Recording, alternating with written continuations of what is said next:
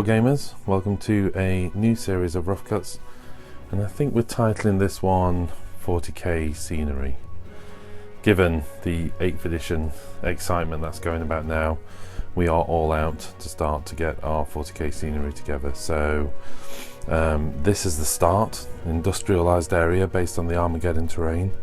You'll recognize the desert board from the previous series, and all I've really been doing is gluing like crazy, getting this scenery together, trying to leave it as modular as possible.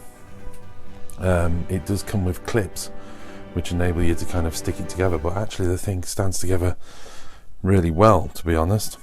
You know, providing you get enough leg supports on there. And the way this has actually been done is I can still follow the instructions and the original designs from the box. So all I did with some of the designs was split them apart, and maybe we'll have a look at that shortly.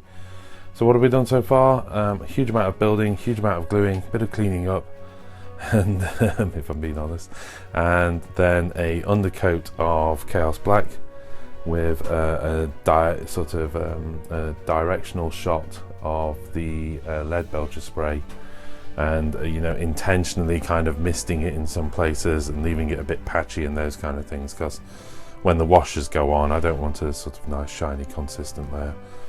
Next stage, probably to kind of pick out lots and lots of different bits of detail, either colours or certainly different metallic colours, so I want to introduce golds and those kind of things, and then maybe hitting some of these panel areas here. So as you can see, these inset areas here, I might actually pick those out in colour. So, you know, maybe kind of introduce reds, greens, blues, and as you can see from the crates, I've already sort of gone with yellow on those because I thought they looked nice and industrial. Bear in mind that eventually this is all building up to a campaign with Gene Stealer Cult. So we do want the sort of hazardous mining look to it, you know, black stripes and those kind of things. Sat here is my hobby discovery. Come on Jack, what's his name? Plasma Obliterator, thanks. I've thrown the box away, so I've already forgotten what it is.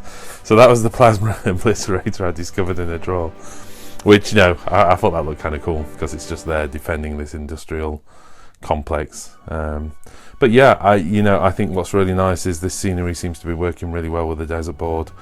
Obviously I think the best thing to do is to get some colours on there, plenty of weathering, and then kind of in the bottom inch or so of all the legs introduce kind of a dusty, deserty, sandy feel to it all in terms of weathering, so it looks like it's just been stood in this desert for a millennia.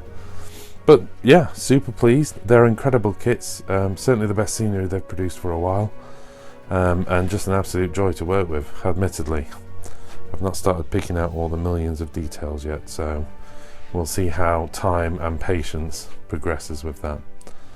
Right, well, thumbs up if you like it, and we'll go from there. Thank you very much. That's it. Bye.